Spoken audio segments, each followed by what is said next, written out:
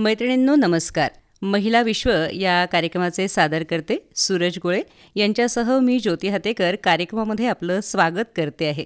आज आपण आपल्या कार्यक्रमामध्ये आपल्या ज्या मैत्रिणीला बोलवलेलं आहे तर त्या आहेत मनीषा कुलकर्णी.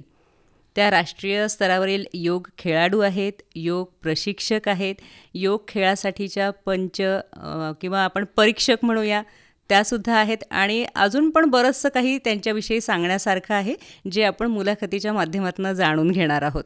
नमस्कार मॅडम. नमस्कार. मी कार्यक्रमामध्ये आपलं स्वागत करते आहे. धन्यवाद. तुमचं हे जे योग कौशल्य आहे त्यामध्ये तुम्ही मिळवलेलं प्रावीण्य जे आहे किंवा स्पर्धांमध्ये तुम्ही मिळवलेली जी बक्षिसं आहेत तर त्यासाठी सुरुवातीला मी तुमचं अभिनंदन करते आणि त्याविषयी आपण बोलूया.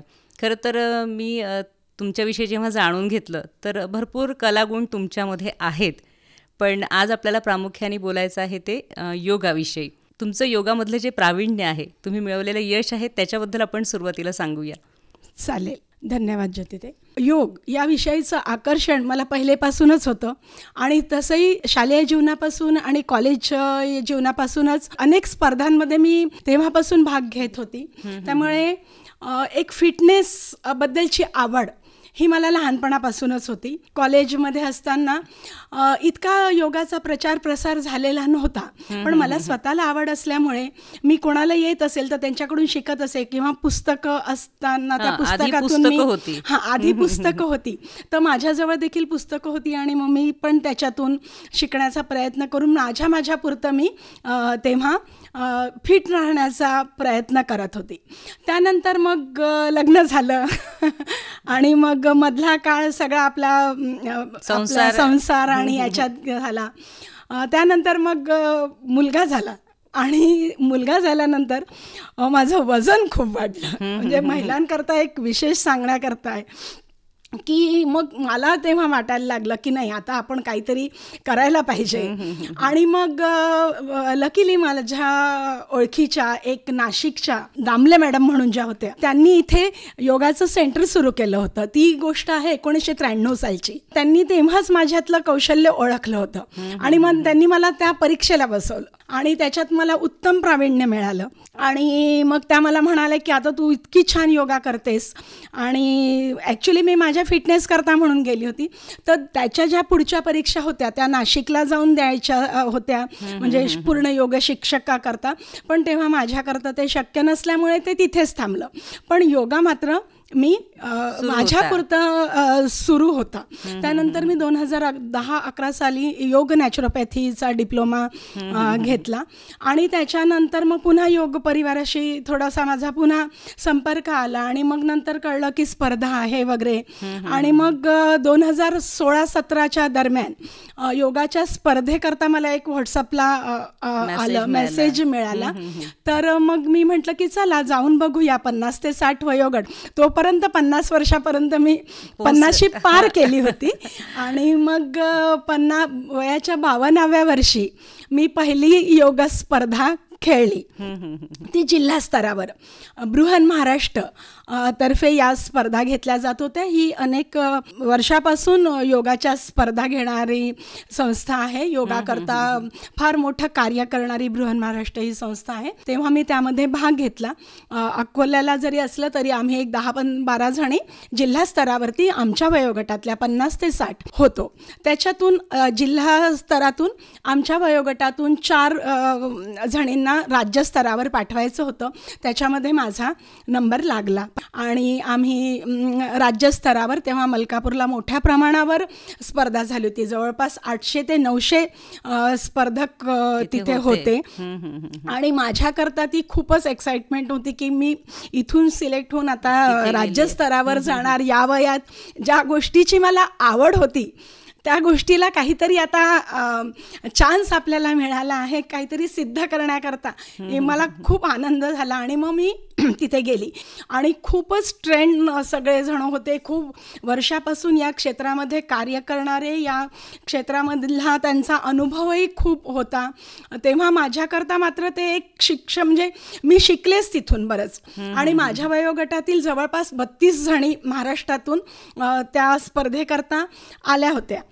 आणि एकेकीची मी जेव्हा म्हणजे आमची स्पर्धा सुरू व्हायच्या अगोदर जेव्हा त्या सगळ्या जणी आजूबाजूला प्रॅक्टिस करत होती तेव्हा मला म्हणजे अगदी टेन्शन आलं. म्हटलं बापरे, हे अशा पद्धतीने करावं लागतं.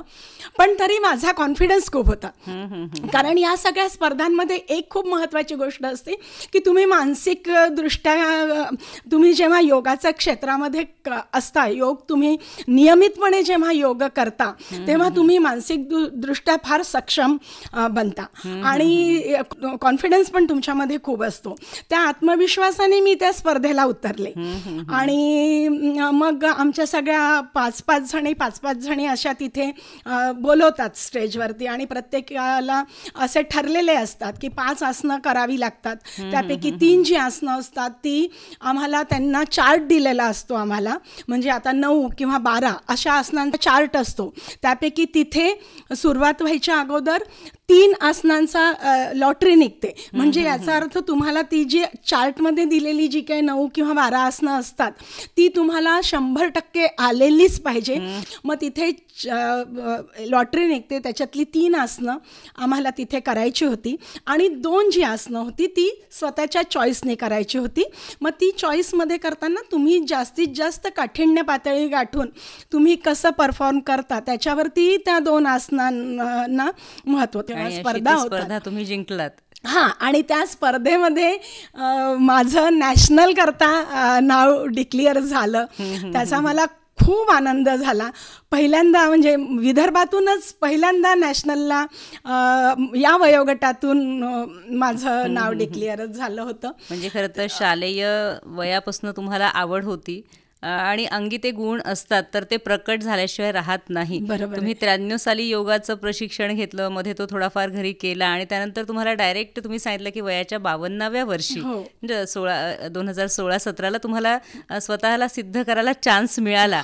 आणि तुम्ही महत्त्वाची गोष्ट जी सांगितली की योग प्राणायाम आपण जेव्हा करतो तेव्हा तुमचं मन देखील सक्षम होतं आणि तुम्हाला जो आत्मविश्वास मिळतो, शरीरामध्ये लवचिकता असेल आणि मन तुमचं सक्षम असेल तर तो आत्मविश्वास तुम्हाला कुठलीही उंची गाठायला मदत करतो. अगदी नक्की. आणि तुम्ही सिद्ध केलं ते की 52व्या वर्षी तुम्ही पहिल्यांदा तुम्ही सांगितलं की आत्मविश्वासाच्या जोरावरती मी ती स्पर्धा जिंकू शकले. अगदी अगदी. आणि त्यानंतर मला असं वाटतं की एक मी नॅशनलला गेले. त्याच्यानंतर कलकत्त्याला मोठ्या प्रमाणावर नॅशनल होती. तिथे देखील 800-900 विद्यार्थी आणि प्रत्येक वयोगटातील वयवर्ष 8 पासून या स्पर्धा असतात आणि प्रत्येक वयाचे गट असतात. तर मी 50 ते 60 वयोगटामध्ये उतरायची स्पर्धेला आणि तिथे देखील माझा पहिल्या 5 नंबर लागला. अगदी पहिल्या 3 नाही, पण मला 5व्या नंबरचं तिथे, कारण माझी पहिली नॅशनल होती. कशा पद्धतीचं म्हणजे प्रॅक्टिस करावी लागते, पण मी ते तिथून शिकले.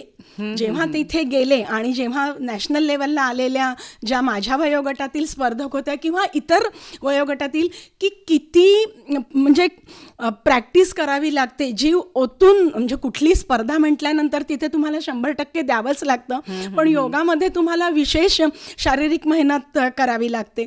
तर तिथे गेल्यानंतर मी त्या स्पर्धांमधून अनुभवातूनच खूप शिकत गेले आणि त्या पद्धती ते सगळं मी घेत गेले आणि मग त्या पद्धतीने स्वतःची प्रॅक्टिस करत गेले आणि हळूहळू साधारण योगापासून कठीण पातळीवरती योगा कसं करता येईल, आसनं कशी करता येईल, त्याच्यामध्ये स्थिरता खूप महत्त्वाची असते. स्पर्धांमध्ये तर विशेष महत्त्वाची असते की अर्धेच मार्क जवळपास स्थिरतेवर असतात. आसनाची स्थिती 100% आसनाची स्थिती आणि त्याच्यामध्ये तुमची स्थिरता, तुमचा श्वास, या सगळ्या गोष्टींना तिथे खूप महत्त्व असतं आणि त्याच गोष्टींना तिथे मार्क दिले जातात. त्यामुळे ह्या सगळ्या गोष्टी मी शिकत गेले आणि हळूहळू कठीण आसनं, त्याकरता मी स्वतःला फिट ठेवण्याकरता म्हणून जिम जॉईन केला. वजन वाढू नये म्हणून स्वतःच्या आहाराविहाराकडे विशेष लक्ष दिलं आणि जास्तीत जास्त 2-2, 3-3 तास मी योगा करता, स्पर्धेकरता म्हणून तयार होत गेले. पण या सर्व गोष्टींचा फायदा तुम्हाला नक्कीच झालेला आहे, तुमच्या चेहऱ्यावर तो दिसतो आहे. मैत्रिणींनो, आज मनीषा ताई माझ्या समोर बसलेल्या आहेत आणि त्यांना मी बघू शकते. 60पर्यंत पोहोचलेल्या ज्या आहेत त्या अजिबात वाटत नाही.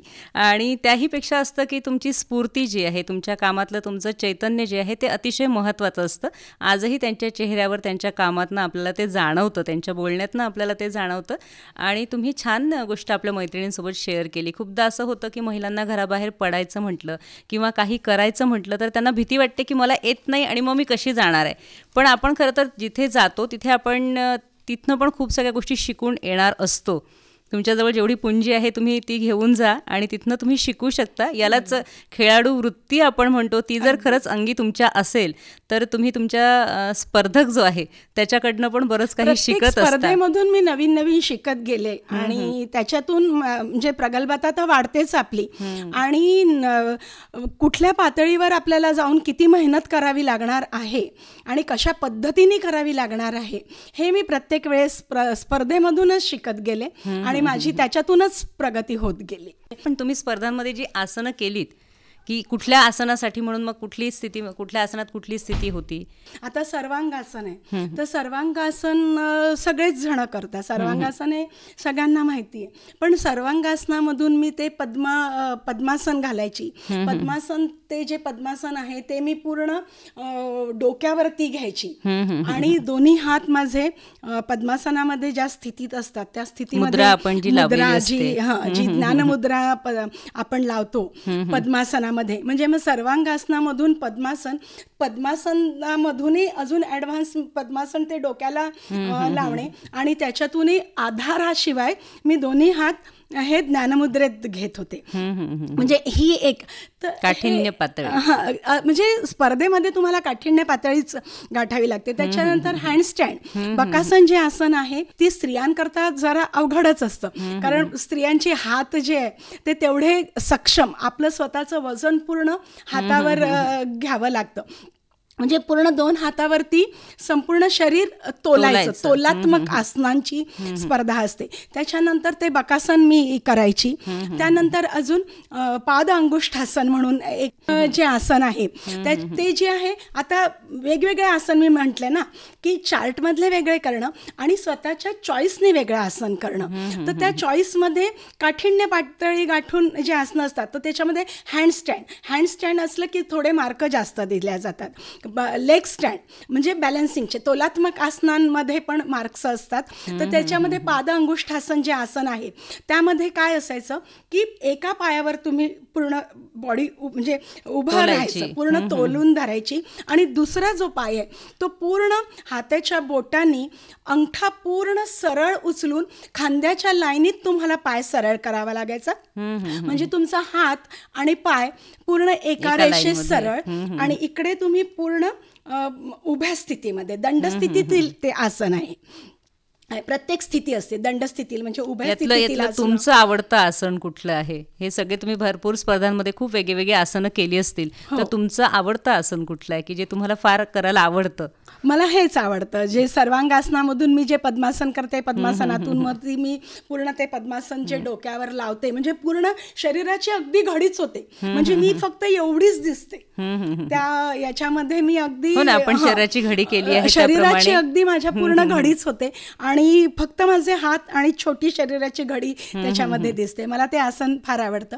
आणि तसं स्किलफुलमध्ये हे बकासन वगैरे जे आसनं आहे किंवा अजून बॅकबेंडिंगचे चक्रासन आसन आहे, मी चक्रासन करायची आणि त्या चक्रासनामध्ये देखील मी एक पाय पूर्ण स्ट्रेट करायची.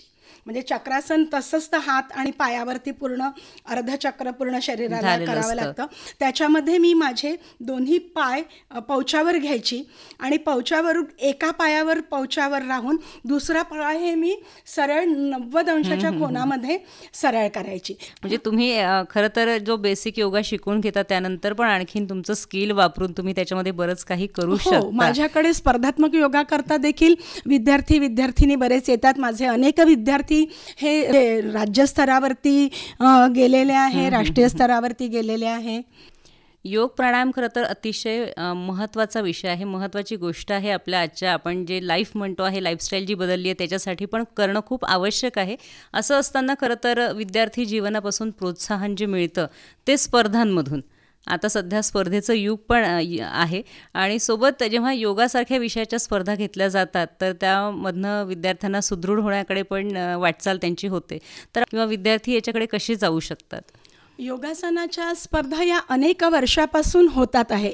अनेक संस्था, अनेक असोसिएशन, फेडरेशन्स या अनेक वर्षापासून स्पर्धा घेतात आहे. आपल्या इकडच्या बाजूला जे आहे विदर्भ किंवा अकोला या बाजूला फार कमी याबद्दलची माहिती आहे. पण मी जशी जशी तिकडे स्पर्धांना बाहेर जात होती तेव्हा मला कळलं की जे काही स्पर्धक आहे या 20-20, 30-30 वर्षापासून स्पर्धा खेळतात आहे. तर आपल्या इकडच्या बाजूला त्या मानाने स्पर्धेचं जागृती, स्पर्धेचं वातावरणही कमी आहे आणि जागृती देखील कमी आहे. सगळ्यात महत्त्वाचं म्हणजे लहान वयापासून आपल्या आता मात्र याचं स्वरूप बदललं आहे. कारण योगाला आता खेळाचं प्रारूप दिल्या गेल्यामुळे बऱ्याच लोकांपर्यंत म्हणजे शालेय जीवनातही आणि शाळेमध्ये देखील योग हा खेळाच्या स्वरूपात आता शासनानेही मान्य केल्यामुळे अगदी शालेय जीवनापासून आता मुलं देखील योग करायला लागलेले आहेत. तर या ज्या स्पर्धा असतात या वयाच्या 8व्या वर्षापासून असतात. आणि आता शालेय स्पर्धा देखील होतात. हां, तर तिथे देखील मी आता जज म्हणून जायला लागलेले आहे. या स्पर्धांमुळे म्हणजे आतापर्यंत जो योग जे आहे तो योग फक्त शारीरिक आणि मानसिक स्वास्थ्याकरता योग असंच लोक मानत म्हणजे आहेच. आणि संपूर्ण स्वास्थ्याकरता योगाला तर दुसरा पर्याय नाहीच आहे. पण योगाशी जो जोडणारा वर्ग होता तो एक तर म्हणजे जो आजारी आहे, ज्यांना काही त्रास आहे किंवा मग एक विशिष्ट वय झाल्यानंतर आता योग करणं, हालचाली करायला हव्या म्हणून करणारा योग, असाच वर्ग आतापर्यंत योगाशी जोडलेला आपण पाहिला. पण योग हा खेळ म्हणून जेव्हा पुढे आला तेव्हा मात्र युवा वर्गाचं आकर्षण या योगाबद्दल वाढत गेलेलं आपल्याला आढळतं. आणि युवा वर्ग आता खूप योगासनाकडे छान वळलेला आहे. आणि स्पर्धा जेव्हा असतात त्या स्पर्धेकरता आपल्याला पूर्ण वर्षभर प्रॅक्टिस करावी लागते, तरच आपण स्पर्धेमध्ये उभा राहू शकतो. त्यामुळे आनंदाची गोष्ट ही आहे की स्पर्धेच्या निमित्ताने का होईना हा युवा वर्ग, ही जे बालक आहेत जी स्पर्धांकरता उतरतात ती वर्षभर या सरावामध्ये राहतात आणि त्याचा नक्कीच त्यांच्या संपूर्ण व्यक्तिमत्वावर खूप चांगला प्रभाव की युवा वर्ग म्हणा किंवा आजची ही बालकं जी लहान मुलं देखील आहे अगदी 10-12 वर्षापासूनची सगळी फार वेगळ्या मार्गाला लागलेली आहे. सगळ्यांना त्या गॅझेट्स आणि मोबाईल याचं वेळ किंवा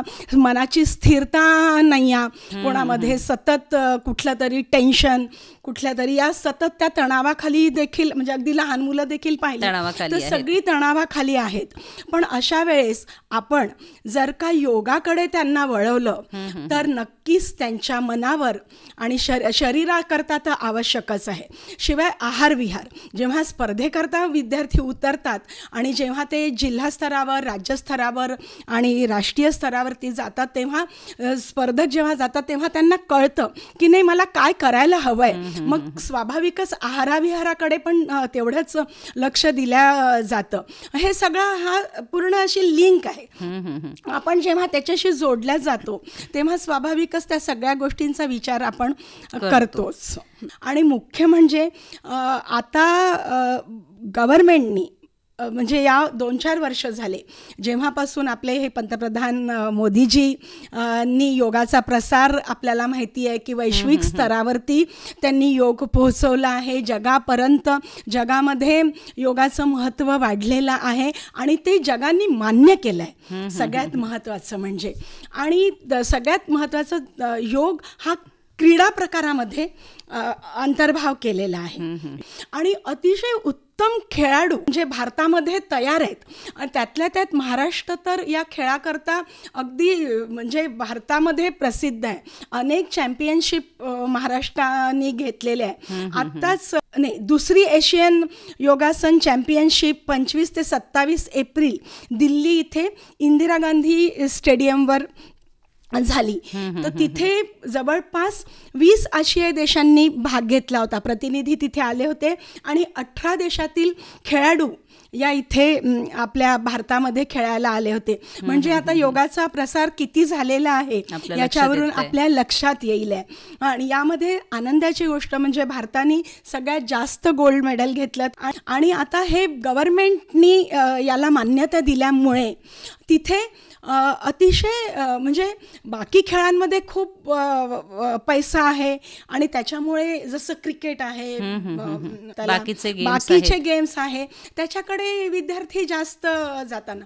पण आता या खेळामध्ये देखील खूप चांगले बक्षिसं मिळतात. म्हणजे जवळपास खेलो इंडिया युथ गेम्समध्ये आपण पाहिलं की 10-10 लाखाचं पहिलं बक्षीस विद्यार्थ्यांना दिलं जातं.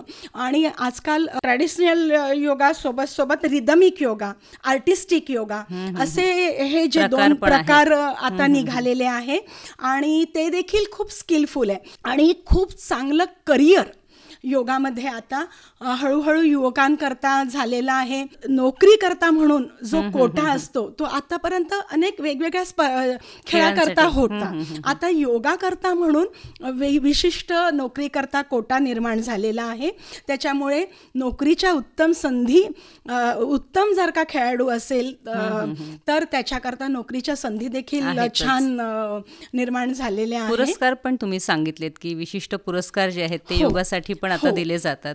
अगदी आता महाराष्ट्र शासनाने 2 वर्ष झाले महाराष्ट्र शासनाचा शिवछत्रपती क्रीडा पुरस्कार महाराष्ट्र शासनाने खास योगा करता जाहीर केला.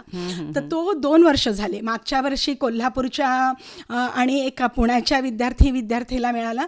यावर्षी आनंदाची गोष्ट म्हणजे विदर्भातल्या नागपूरचा वैभव श्रीरामे म्हणून मुलगा आहे आणि छकुली सलोके म्हणून नागपूरचे हे 2 विद्यार्थी आहे.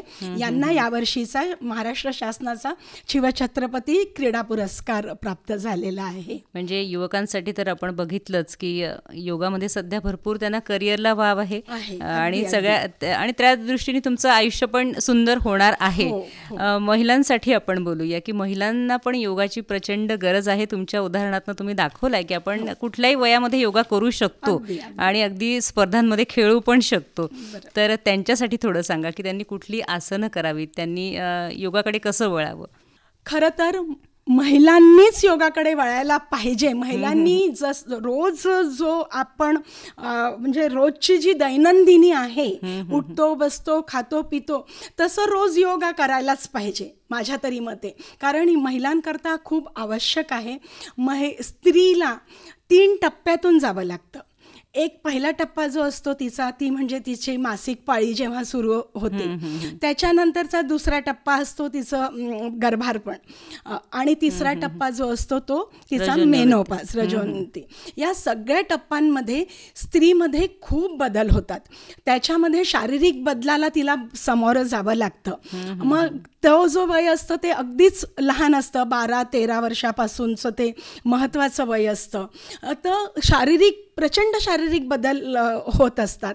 तर अशा वेळेस त्या बदलांचे जे परिणाम होतात ते फक्त शारीरिकच होत नाही, तर त्याच्यातून मानसिक देखील खूप बदल त्या महिलेमध्ये, त्या मुलींमध्ये होत असतात. अशा वेळेस जे बदलाचे खूप चुकीचे परिणाम किंवा वाईट परिणाम देखील होत असतात. पण जर का तुम्ही योग करत राहिलात, तेव्हापासून जर का तुम्ही सवय ठेवली योगाची, तर ते जे काही त्रास होतात त्या काळामध्ये, तर ते त्रासां आपण नक्कीच कमी करू शकतो, आहे की नाही. हो ना. म्हणजे एकतर घरामध्ये तिची जी स्थिती असते, तिच्यावर ज्या जबाबदाऱ्या असतात, त्यामुळे पण येणारे मानसिक ताण असतात आणि तिला अगदी सुपरवुमन व्हायचंच असतं आणि सगळंच करायचं असतं, घरचं बाहेरचं प्रत्येकाला अटेंड करायचं असतं. या सगळ्या गोष्टींचा नकळत तिच्यावरती खूप ताण निर्माण होतो. आणि आपल्याला माहिती आहे की ताण जेव्हा खूप खूप जमा होत राहतो तेव्हा केव्हा तरी तो व्याधीच्या स्वरूपात नक्कीच बाहेर येतो. त्यामुळे सगळ्या स्त्रियांना मला सांगायचं आहे की ताण जमा होऊ देऊ नका. बरोबर आहे. ते ताण तुम्ही नक्की बाहेर काढा. मग तो आसनांच्या माध्यमातून असो. जेव्हा आपण आसनं करतो तेव्हा शरीरामध्ये आपण प्रत्येक आसनाच्या स्थितीमध्ये शरीरामध्ये खूप छान ताण निर्माण होतात जे आवश्यक असतात. आणि जेव्हा आसन सोडतो तेव्हा ते ताण हळूहळू ते कमी होतात. तर त्या ताण जेव्हा घेतो आणि ते ताण जेव्हा सोडतो तेव्हा जसं शरीर हलकं होतं तसं तुमचं मन देखील हलकं व्हायला मदत होते. नक्कीच तुम्ही ताणातून कमी होता. सोबत प्राणायाम आहे. जीवनाचं चक्र ज्याच्याभोवती फिरतो असा तो आस आहे. श्वसनावर आपलं नियंत्रण असेल तर मनावर देखील आपण ताबा मिळवू शकतो. बरोबर आहे. म्हणजे खरं तर आपण पाहतो महिलांना तुम्ही सांगितलं की अत्यंत गरजेचं आहे. तिच्या दैनंदिनीमध्ये तिने समावेश केला पाहिजे योगाचा. आणि मन त्याच्यामुळे सक्षम होणार आहे. आपल्याला मनीषाताई सांगतायत की मन सक्षम होणार आहे. ताण आला असेल तर आसनं केल्यामुळे प्राणायाम केल्यामुळे मन रिकामं पण होणार आहे. आणि त्यामुळे जे मिळणारे शारीरिक फायदे आहे, मानसिक फायदे आहे, त्यांची यादी संपणार नाही आहे. ती एक लांबलचक यादी असेल. आणि भरपूर आसनं आहेत की ज्यांची नावं मैत्रिणींनी ऐकलेली नसतीलही. पण आसन आहे तशी कमी ऐकले जातात. आता तुम्ही जर का जनरल योगा म्हणजे जो आपण सर्वसाधारण लोकांना जे सर्वसाधारण महिला पुरुष मुलं करू शकतील अशी आसनांची नावं तर खूप आहे आणि वेगवेगळी आहे. जसं तुम्हाला पाठीच्या दुखण्याकरता भुजंगासन आहे, कमरेच्या दुखण्याकरता शलभासन आहे, त्याच्यानंतर पोटाकरता आणि पाठीच्या लवचिक ते करता पश्चिमोत्तानासन आहे, उष्ट्रासन आसन आहे जे बॅकबेंडिंगचं आहे, पाठीची लवचिकता त्यांनी वाढते. अशी अनेक वेगवेगळी आसनं आहे. कोणासन जे आसन आहे, कोणासन आसन हे महिलांकरता अतिशय उत्तम आसन आहे. त्याच्यामध्ये बद्ध कोणासन आहे, त्याच्यामध्ये पूर्ण तुम्ही पाय जे ज्याच्यातून तिथली आसन आपण जे आवडतं आसन महिलांचं आवडतं आसन हे कोणासन आहे, ज्याच्यातून तिथली आसन पाय मोकळे व्हायला मदत होते. आणि मुख्य म्हणजे ते जे आसन आहे ते आपल्याला मेन्सेसमध्ये चालतात, गर्भावस्थेमध्ये अतिशय उत्तम आहे. आणि सगळ्याच वयोगटातील महिलांकरता कोणासन हे जे आसन आहे हे अतिशय उत्तम काम करतं. आणि फार छान माहिती तुम्ही सांगता आहात. पुन्हा आपण थोडं तुमच्याकडे वळूया की तुम्हाला भरपूर स्पर्धांमधले भरपूर पुरस्कार आहेत, तर त्यांच्याविषयी आपण थोडं सांगू. कोणते कोणते पुरस्कार तुम्हाला मिळालेले आहेत? सगळ्यात महत्त्वाची म्हणजे मला आनंद जेव्हा झाला होता जेव्हा मी पुण्याला गेली होती स्पर्धेला. पुणे महापौर चषक तिथे होतं. तर तिथे स्पर्धेला भाग घेतल्यानंतर माझ्यासोबतच्या खूप अनुभवी स्पर्धक तिथे होत्या माझ्या वयोगटातल्या. मी पण तिथे स्पर्धा खेळले. जेव्हा रिझल्ट लागला तेव्हा मी तर काही खूप अपेक्षा केल्या नाही, कारण बाकीच्या पण मी माझं मात्र 100% देण्याचा प्रयत्न प्रत्येक वेळेसच करत होती. आणि तिथे जेव्हा डिक्लेअर झालं की माझा दुसरा नंबर आला, मला दुसरा म्हणजे रजत पदक का करता माझं नाव जेव्हा तिथे अकोल्यातून मनीषा कुलकर्णी रजत पदक जेव्हा स्टेजवर बोलवला गेलं आपल्याकरता जेव्हा सगळे लोक टाळ्या वाजवतात आहे आणि जिल्ह्याकरता आपण बक्षीस घेतो आहे तेव्हा तो आनंद खरंच खूप मोठा असतो. कारण तुम्ही सांगितलं की तुमच्यासोबत येणाऱ्या स्पर्धक बऱ्याच वर्षांपासून स्पर्धा खेळत होत्या आणि तरीही तुमची जिद्द, तुमचा आत्मविश्वास महत्त्वाचा होता. आणि भरपूर मैत्रिणींना मी जेव्हा मॅडमकडे व्हिजिट दिली तेव्हा मी बघितलं एक मेडल्स जे आहेत खूप सगळे मेडल्स होते, खूप सगळे सर्टिफिकेट होते, खूप सगळ्या ट्रॉफीज होत्या आणि एक त्यांच्या चेहऱ्यावरून ओसंडून वाहणारा आनंद त्याच्यासोबत होता. तर यांच्याकडनं आपल्याला नक्कीच प्रेरणा घेण्यासारखी आहे की आपण वयाच्या कोणत्याही टप्प्यावरती आपण आपल्या आत्मविश्वासाने आपलं जीवन जे आहे ते सुंदर बनवू शकतो. मॅडममध्ये अजून भरपूर कलागुण आहेत पण आपल्याकडे वेळ कमी आहे. तरी आता मी सांगेल की क्लॉथ पेंटिंगचा पण मॅडमना खूप मोठा छंद आहे. त्याचे खूप सुंदर नमुने मी बघितलेत. त्यांनी त्यांच्या साडीवरती केलेलं पेंटिंग असेल किंवा ड्रेसवरती असा सुंदर चितारलेला बहावा असेल, अगदी हा अजून काय शब्द तोंडून फुटतील इतकं सुंदर ते पेंटिंग होतं. आणि असे जर छंद आपल्याला असतील आणि त्याच्यामध्ये आपण नैपुण्य जर प्राप्त करण्याचा प्रयत्न केला किंवा आपल्या स्तरावर जरी आपण प्रयत्न केला की आपल्याला आनंद मिळेल इतपत, तरीसुद्धा मला असं वाटतं आपलं जीवन सुखी आणि समृद्ध होऊ शकतं. मॅडम, जाता काय संदेश द्याल मैत्रिणींना? सगळ्या महिलांनी स्वतःबद्दल जागृत व्हायलाच पाहिजे आणि स्वतःकरता वेळ काढायलाच पाहिजे. मला वेळ नाही किंवा शक्य होणार नाही अशा ज्या कारणं सांगून आपल्या तब्येतीकडे दुर्लक्ष ज्या करतात, तर त्यांनी ते दुर्लक्ष न करता योग प्रत्येकाने आपल्या रोजच्या जीवनामध्ये अवलंबला तर सगळ्यांचंच जीवन खूप छान होईल. भविष्य हे सुदृढ, निरोगी आणि खूप सुंदर आयुष्य तुम्ही नक्की जगू शकाल. योग दिवस येतो आहे, त्यानिमित्त आपण हा योग साधूया. मनीषाताईंना आपण आश्वासन देऊया सगळ्या मैत्रिणी की नक्कीच त्या योगाकडे वळतील आणि आपलं आयुष्य सुदृढ करतील. मॅडम, तुम्ही आज आकाशवाणी अकोला केंद्राच्या स्टुडिओमध्ये आलात आणि आमच्या मैत्रिणींशी छान संवाद साधलात, योगाविषयी छान माहिती दिली, त्यासाठी खूप खूप धन्यवाद. धन्यवाद.